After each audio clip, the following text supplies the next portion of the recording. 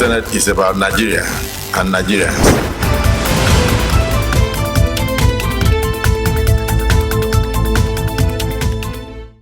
You're welcome to another interesting package of Inside the Senate, a program of the Red Chamber of the National Assembly and its members.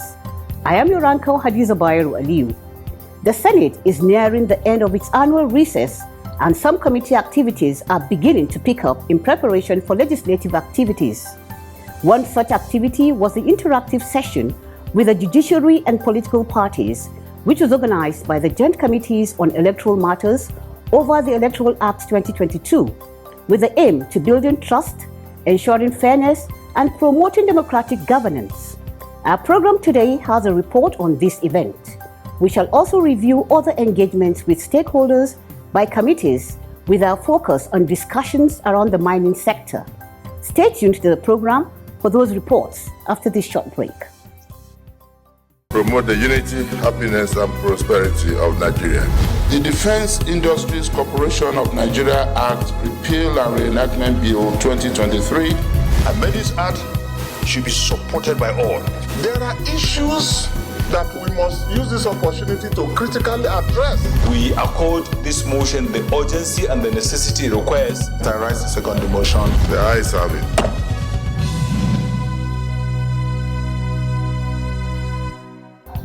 Welcome back. To promote a transparent and accountable electoral process in Nigeria, the National Assembly Joint Committee on Electoral Matters, in collaboration with Policy and Legal Advocacy Centre (PLAC) and UK Foreign Commonwealth and Development Office (FCDO), from the 2nd to the 4th of September 2024, held a 3-day interactive session with the judiciary and political parties.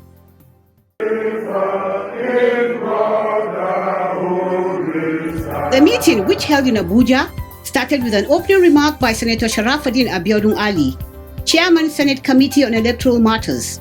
He described the Electoral Act 2022 as one of the boldest and most innovative piece of legislation passed by the National Assembly.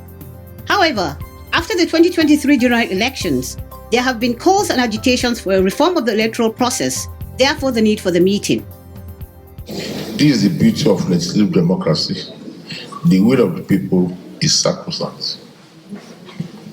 There is always a window of opportunity for improvement, and we can always improve on what some have referred to as the best, to make sure that our laws are in line with the will of the people and also has a touch of present-day expectations. It is our duty to listen. Also speaking at the event, Honorable Adebayo Balogun, Chairman, House Committee on Electoral Matters, said that the meeting is a further engagement in meaningful discussions regarding the ongoing amendment of the Electoral Act 2022 and to help the legislature come up with laws that will stand the test of time. We as lawmakers must ensure that the legal framework governing our election is robust, clear, and reflective of the will of the people.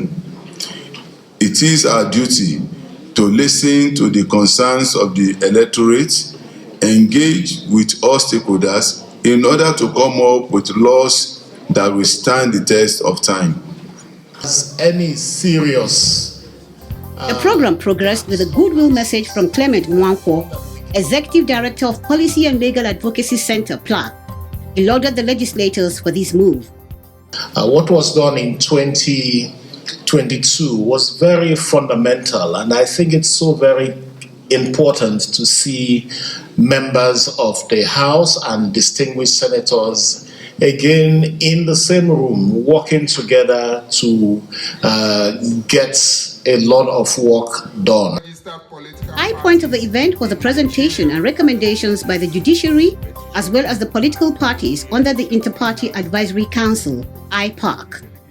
The first observation proposal is holding of election in one day, section 28. Elections, all elections in one day. As the nation is almost always shut down for several days whenever elections are held.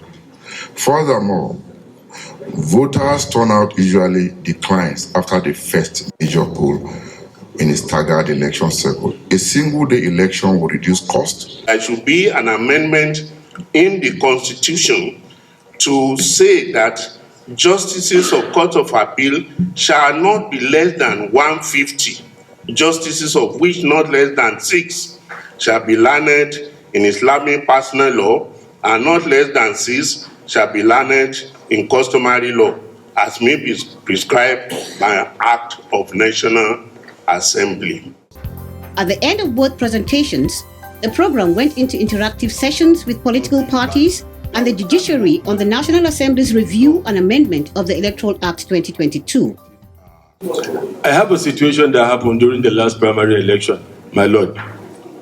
A primary election was conducted with INEC officials, winner was declared, and then the party decided to substitute the name of someone that lost the election just because of party supremacy.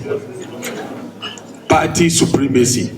So how can we check those process of nomination during primaries? To cite an example of what the Supreme Court said in the case of Sani and Buhari, a senator or senatorial something in Kano State.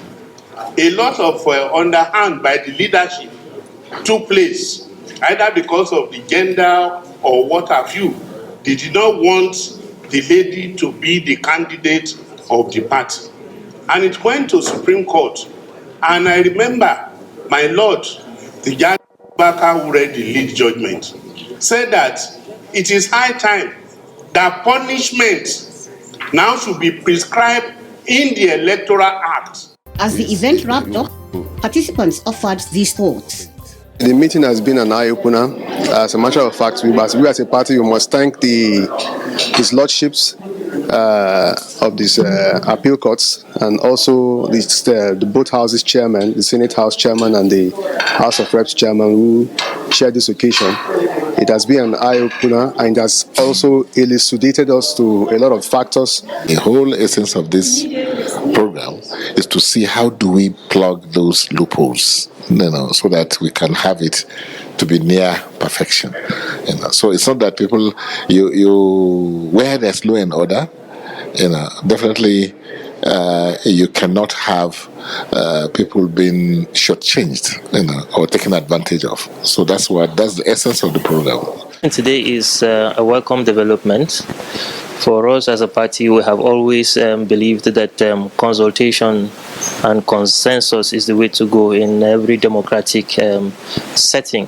And one vehicle of democratic governance is elections. And so we believe that credible elections cannot be achieved until genuine conversations about elections and electoral processes are held.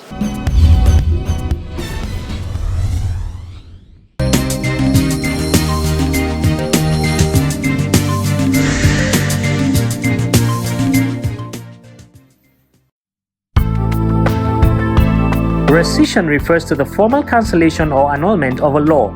It often involves the repeal of statutes or amendments. The rescission of a law typically requires a new legislative action, which may involve drafting a bill to repeal the existing law.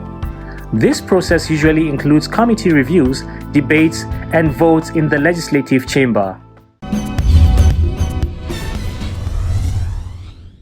You're still watching Inside the Senate, bringing you insight into the proceedings of the Red Chamber of the National Assembly and its members. In continuation of our review series, we shall be reviewing efforts of the Senate to boost activities in the mining sector. It is no longer news that Nigeria has enormous potentials in the mining sector, ranging from gold, bitumen, coal, and other rare metals. However, this potential has not really been maximized. The Senate, on its part, has been working on several bills capable of engineering a change in this narrative. In the first half of this year, one of these bills was subjected to public hearing.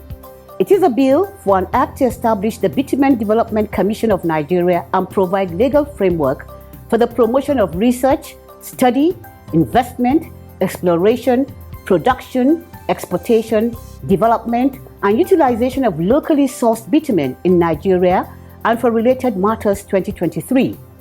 In another development, the Senate held a 3-day hearing on the need to review the nation's mining industry.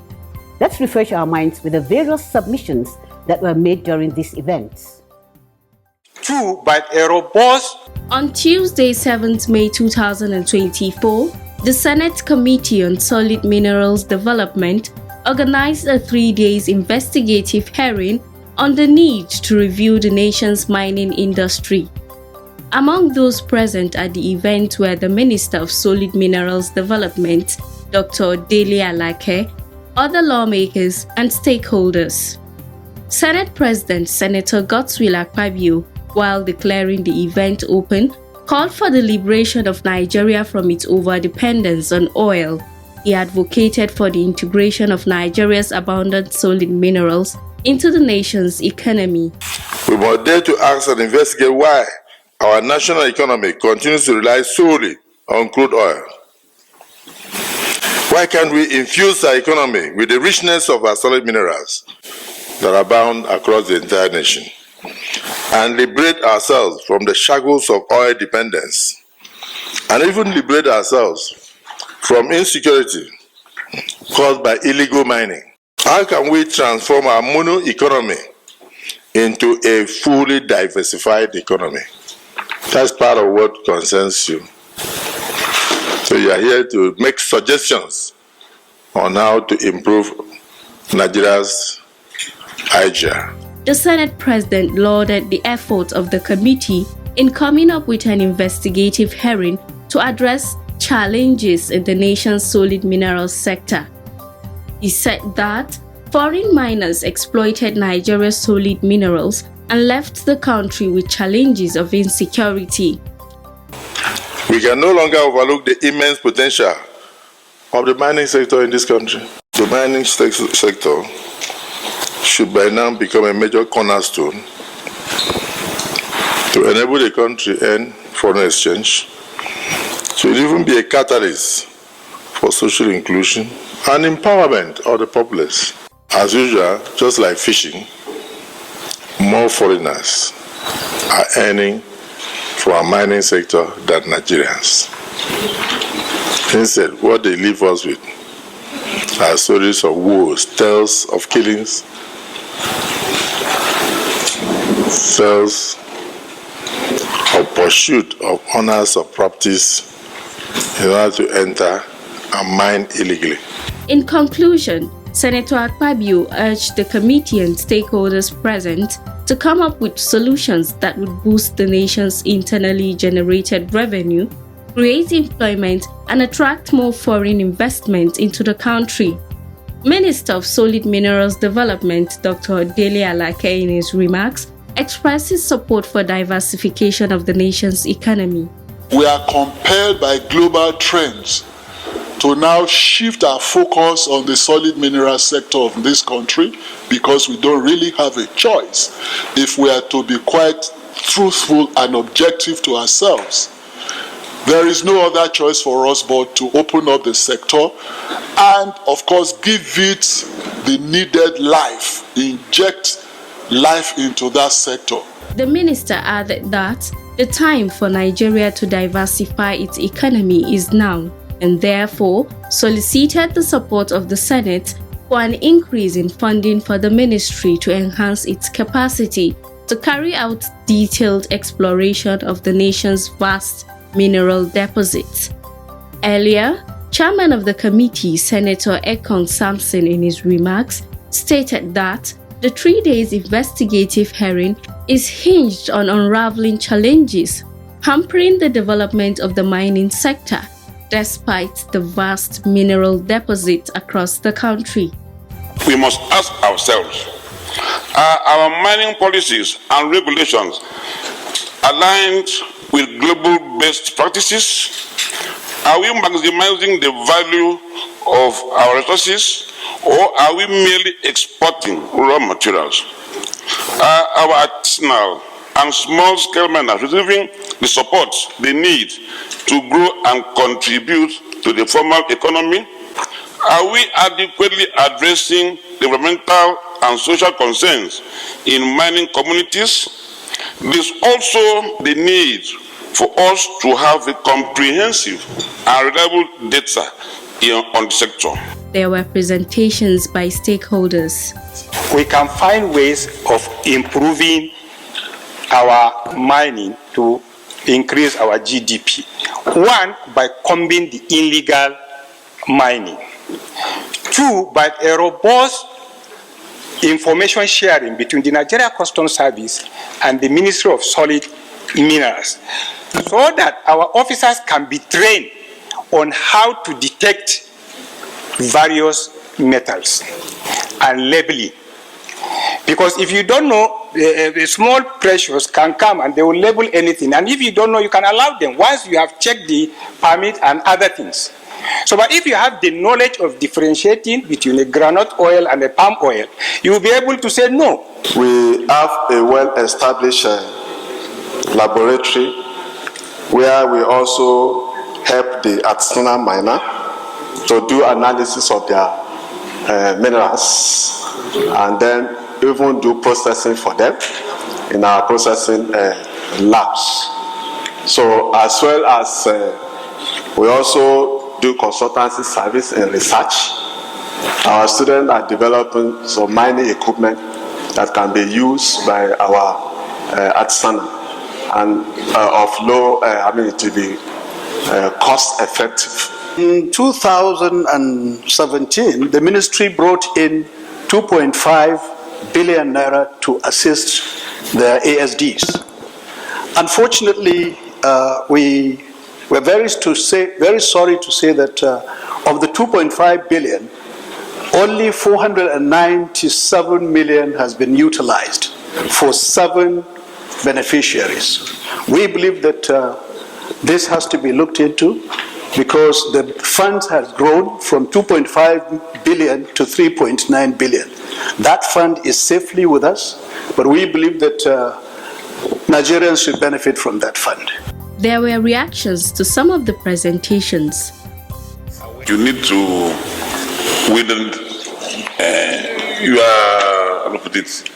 you need to get them properly informed to know that such intervention is in place so that they can take advantage of your facilities. Lots of people think that BOI is exclusively for a few, and that is why they are not finding it convenient to reach out to access such funds.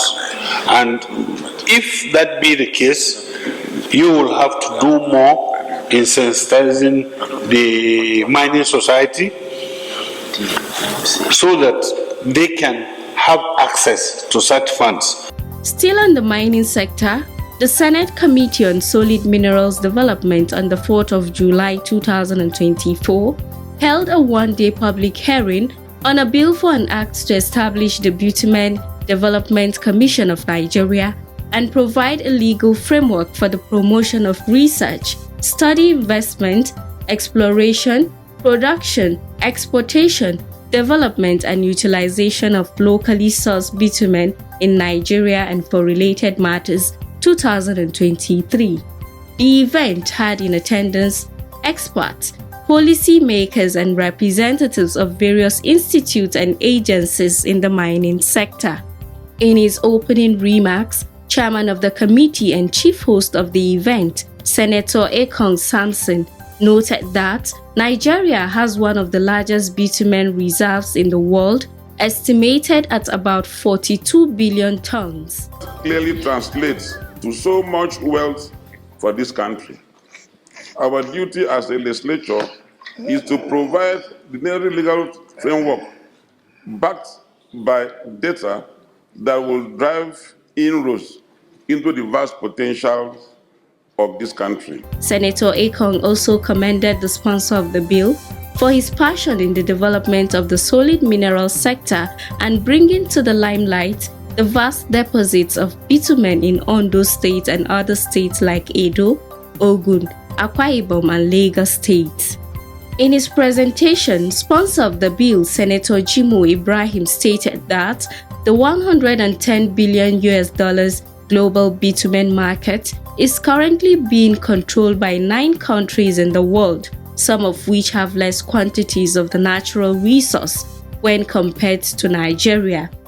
We still have bitumen even in places like Ogun, Oyo, and Lagos. So you can imagine the money value of those bitumen in those areas, adding to a 42 billion in a market cap of $110 billion.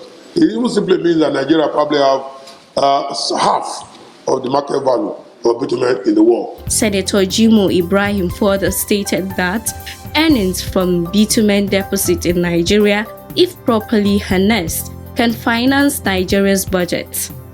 There were presentations by other stakeholders at the event. The Ministry of Innovation, Science and Technology is in tandem with the mandate to monitor and evaluate local content that will assist to coordinate science, technology, and innovation nationwide.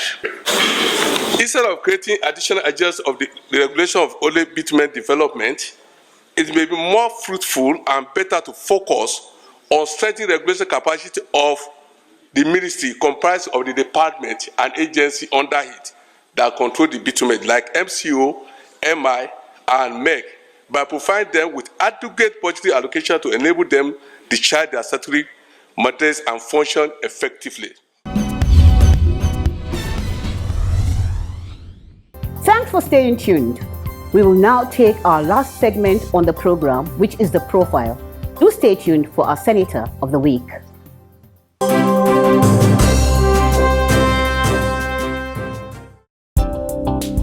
Senator Nat'l Imasue is the current senator representing Edo South Senatorial District in the 10th Senate. Born on June 29, 1957 in Benin City, Edo State, Nigeria, Senator Nat'l Imasue began his education at St. Thomas Catholic School in Ogbe, Benin City, and continued his secondary education at Edo Boys High School in the same city.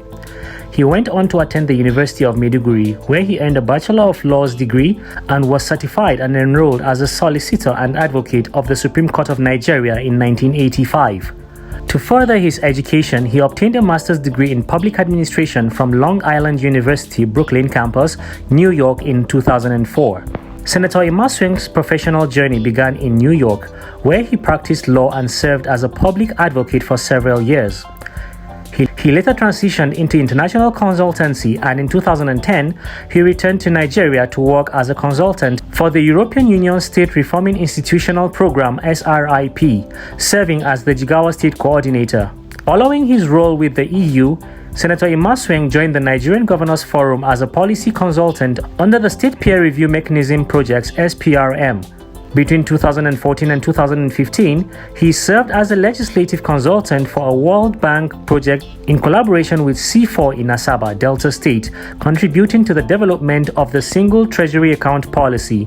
Additionally, he was the senior legislative aide to Senator Matthew Urogide during his 2 terms from 2015 to 2022 before resigning to run for a Senate seat under the Labour Party. In 2023, Senator Imasue successfully contested and won the senatorial election for Edo South Senatorial District on the Labour Party platform. He currently chairs the Senate Committee on Ethics, Privileges and Public Petition. Senator Nat'l Imasue has received numerous awards and recognition for his contributions to public service and his commitment to the development of Edo State. Some of his awards include Award of Excellence and Humanitarian Service, Role Model Award, Distinguished Service Award, Legislator of the Year, among others.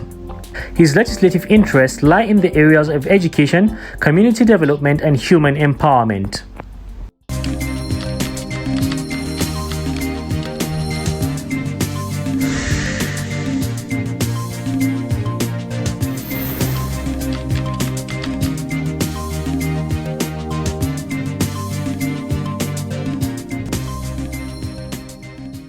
It is on that note we end this episode of Inside the Senate. While the break lasts, we will continue to bring you reports from the Red Wing of the National Assembly, as well as review some of the Senate's activities before the recess. Until I come your way again, do have a wonderful time.